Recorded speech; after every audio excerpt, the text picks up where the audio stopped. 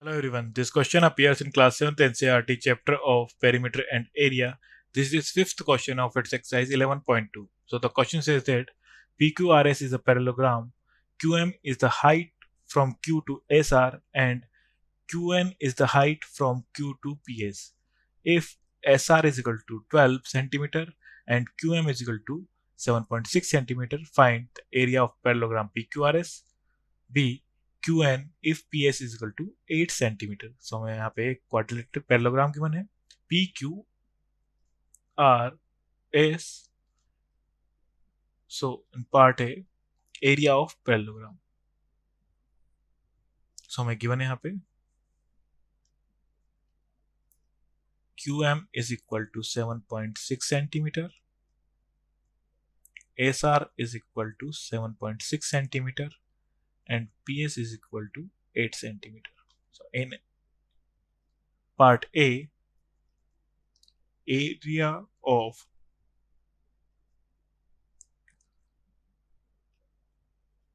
parallelogram is equal to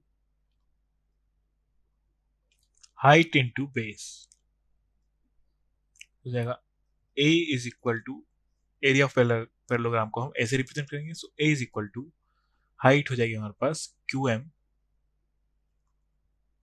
and base हो जाएगा हमारे पास SR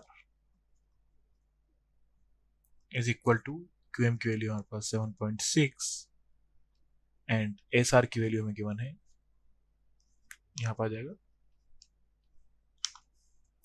12 centimetre. 7.6 into 12. So A is equal to 91.2 centimeter square. Then in part B,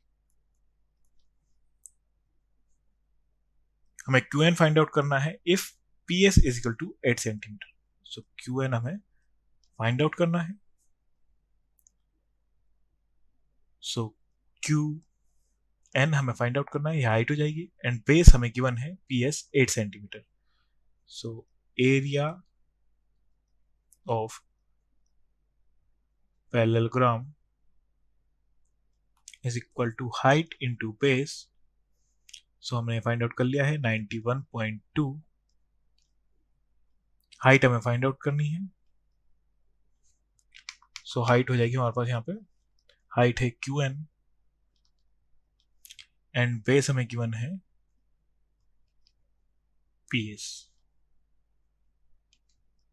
हो जाएगा 91.2 is equal to QN हमें find out करना है एंड PS की वैल्यू हमें गिवन है 8. So QN is equal to, by cross multiplication, 91.2 upon 8. So हो जाएगा 11.4 centimeter length of QN. Thank you.